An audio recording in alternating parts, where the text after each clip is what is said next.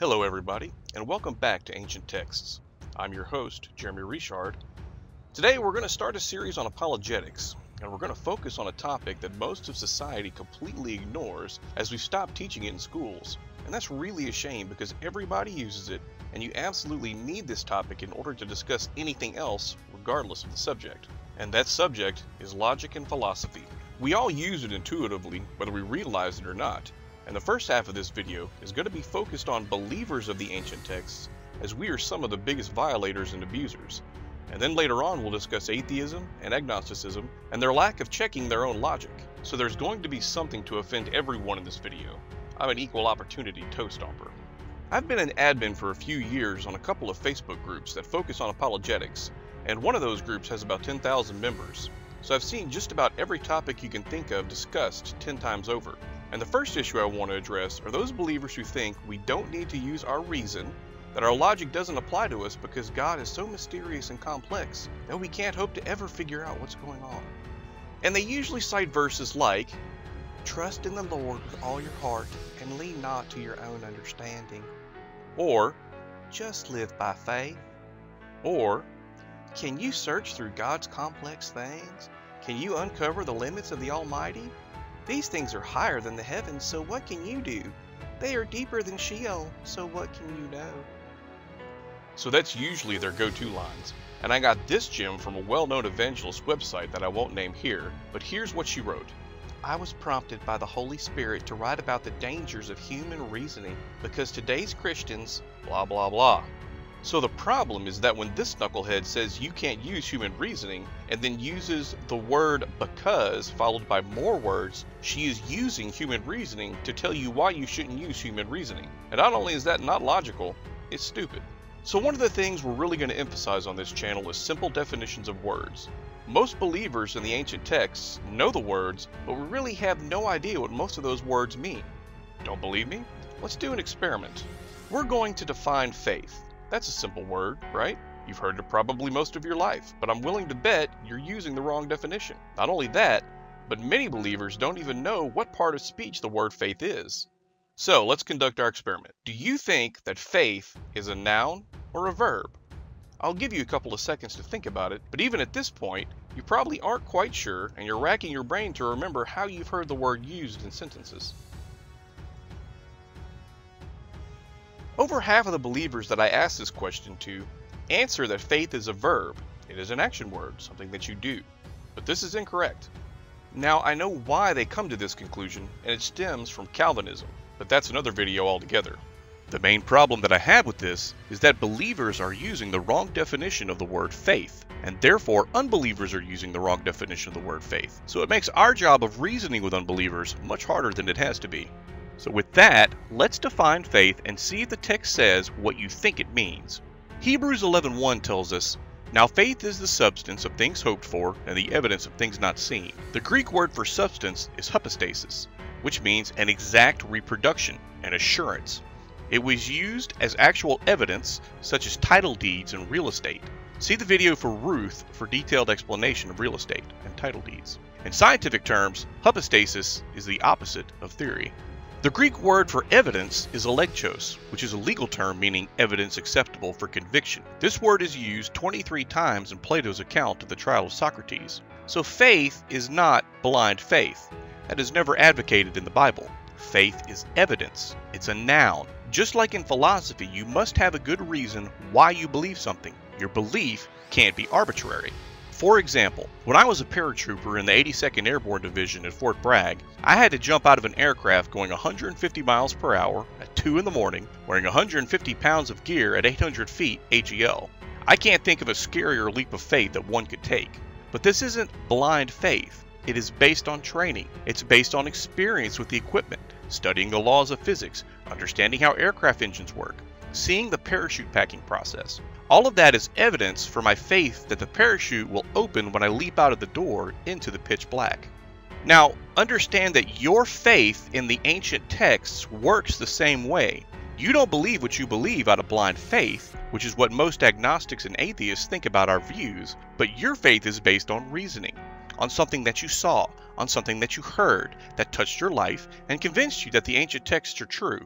Now, we're going to beat up on atheists and agnostics in a few minutes, but for now, the verbal lashings are going to continue to focus on those believers who think we don't need to rely on our reason. But we can see that they most likely have the wrong definition of faith anyway. But let's get back to their logic and refute that hot garbage right now. Peter tells us to always be prepared to give a defense to everyone who asks you to explain the hope that you have. The prophet Isaiah says, "Please come, let's reason together," implores the Lord. Implores.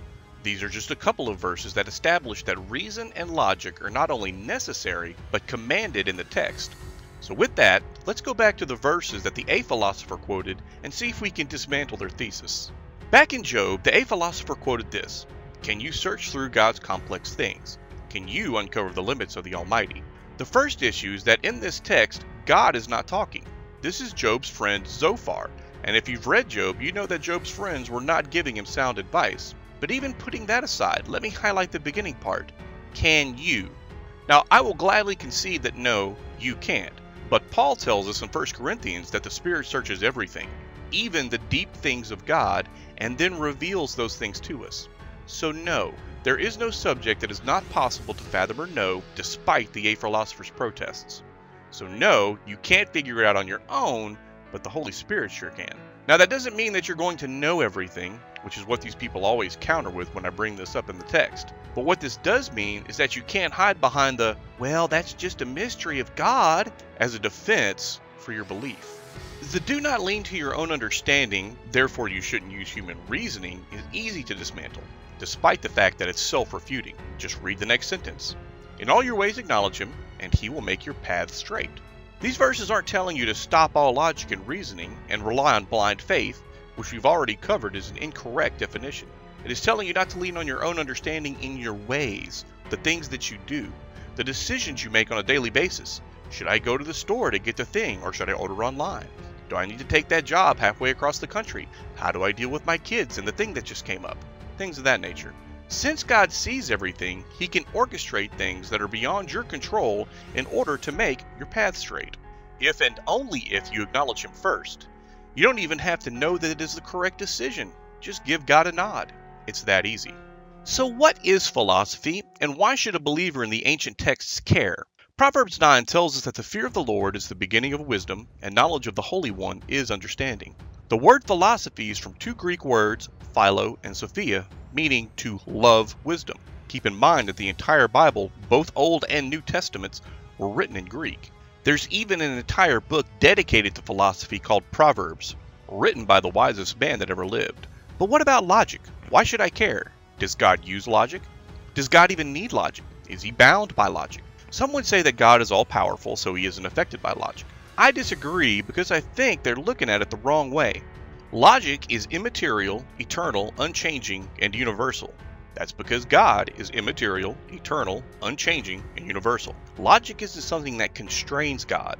Logic is a reflection of God's attributes. I always like seeing atheist faces when I ask how naturalism accounts for logic, which is immaterial, eternal, unchanging, and universal, from a material, finite, ever-changing universe.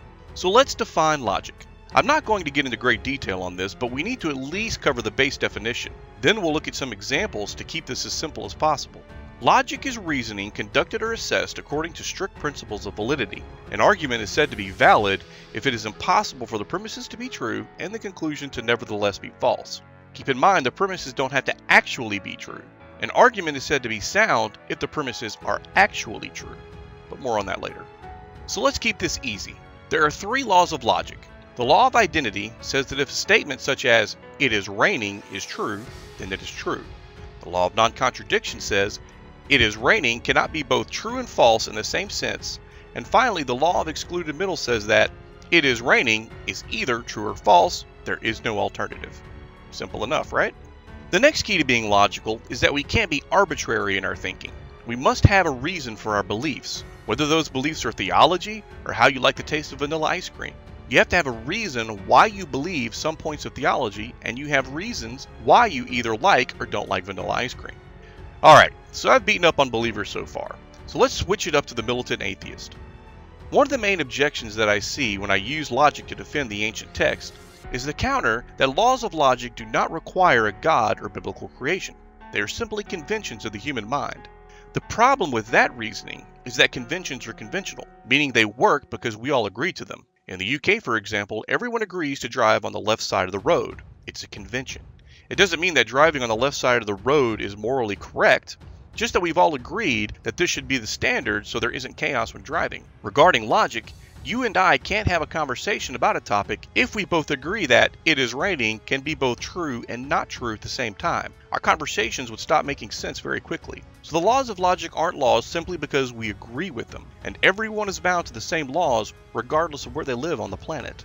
So whether you like logic and philosophy or not, as a believer you've been using it all your life when you make decisions about controversial issues in theology. What do you believe about the gifts of the Spirit? The Catholic gifts of the Spirit? Pre or post-trib rapture? Are you amillennial, or do you think Jesus returns to sit on a throne? Is King James the only valid version of the Bible? What about the fivefold ministry? Who should actually run things in the church? How should your local church be run? All of these are issues that you already use logic and philosophy to make decisions to believe. So here's one of the biggest issues with believers today, and why we have a hard time discussing topics, besides the fact that we don't know simple definitions. The biggest problem is that we pick a side on a given topic of theology for whatever reason, but then we plant an emotional flag on it and we try to defend it using emotions and not intellect. You've been thinking all your life. You already do logic and philosophy, but it is probably more or less on your brain's back burner. The way that we start to have actual discussions about these hard topics is learning to temper our emotions and defend our positions intellectually. We need to do so logically with our brains. We need to start identifying logical fallacies of our opponents, but more importantly, we need to recognize our own if we're committing them, because that means our position is not logically valid. It isn't enough to think about a topic. Truth can be found when you start thinking about what you're thinking about. So how do we do that? The goal of any discussion, whether it be theology, politics, or any other subject, is to be logically valid in our thinking, and try to see if our opponent is being logical as well. To do that, we need to be familiar with logical fallacies. You need to know about 10 to have a good foundation. There are many more to be sure, but let's start with the easy ones and give some simple examples. Ad hominem. When your opponent makes a claim, don't call them a poo-poo head. Don't attack them.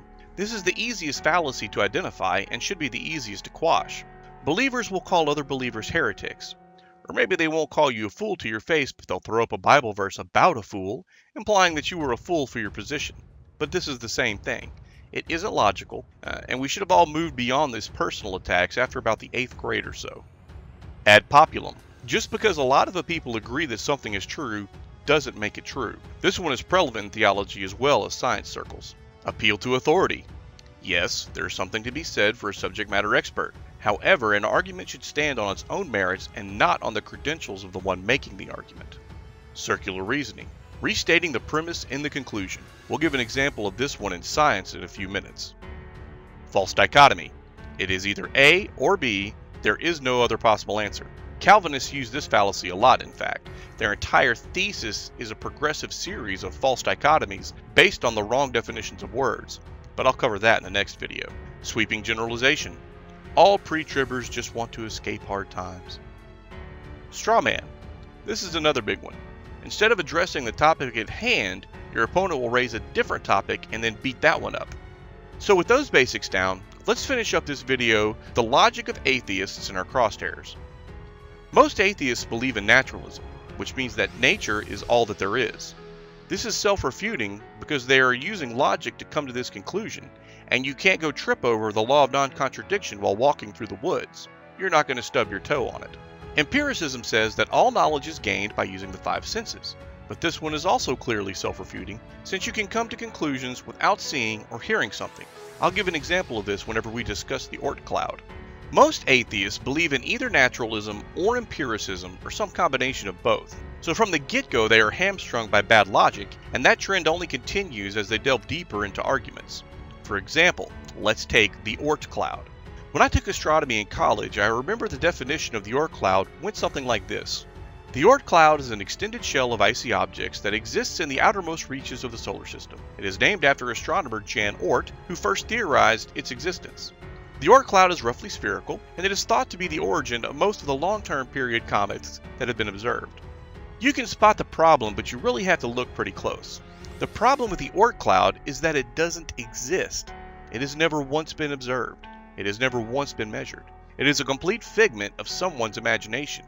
But they word it in such a way that it appears real while very discreetly hiding words like theorized and phrases like it is thought, so that they can't be pegged for being dishonest. If you go Google the Oort cloud right now and you find a journal that mentions it, it is almost always written as simply a fact. It is definitely there. But why? If nobody's ever seen it, nobody's ever measured it, why do they write about it like it is an objective fact?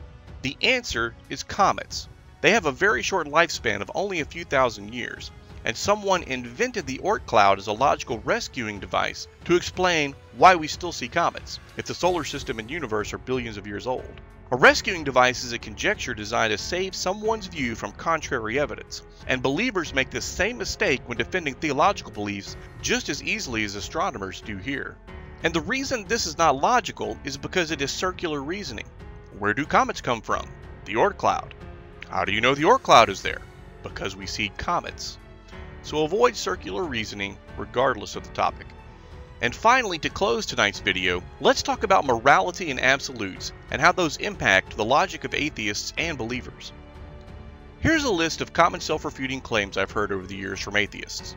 Self-refuting claims are easy to identify, and the atheist needs to stop their argument there and acknowledge them, or there's no use going any further, since they refuse to discuss things using valid logic.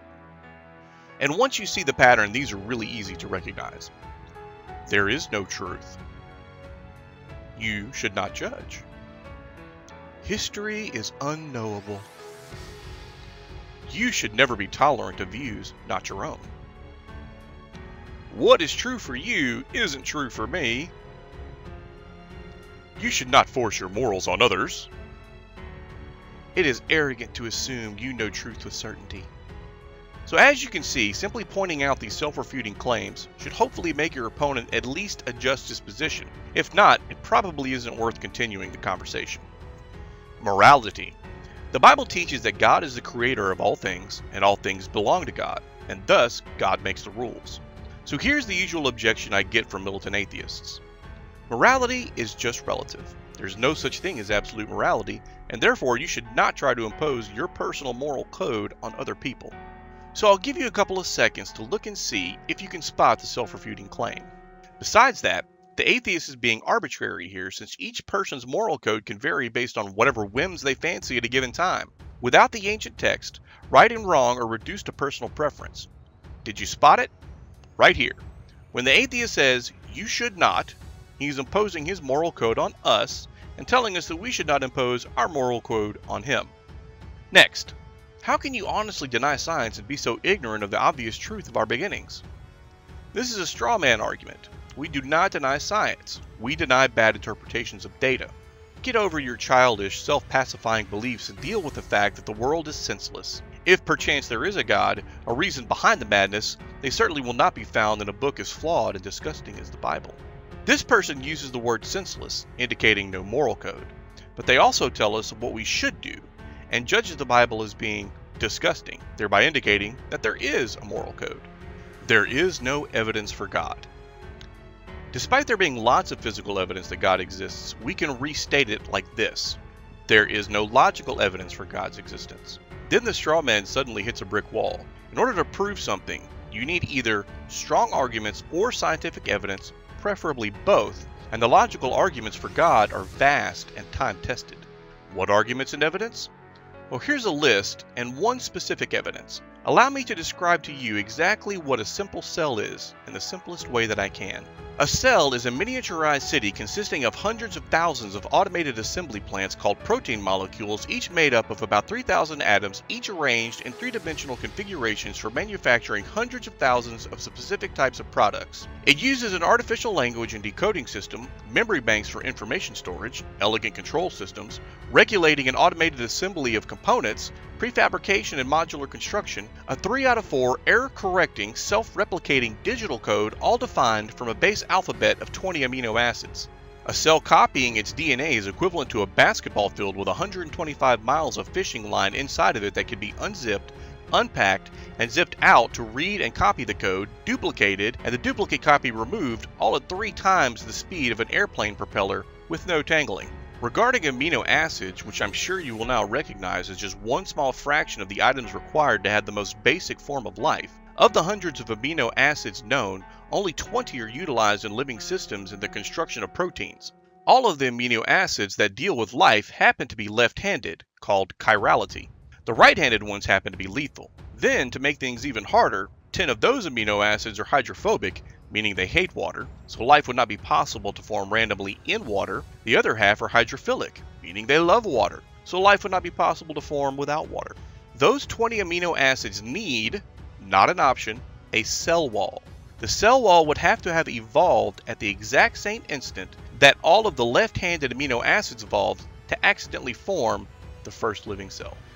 So that's certainly evidence of God's existence. Atheists don't have any evidence or strong arguments to even begin to support their position.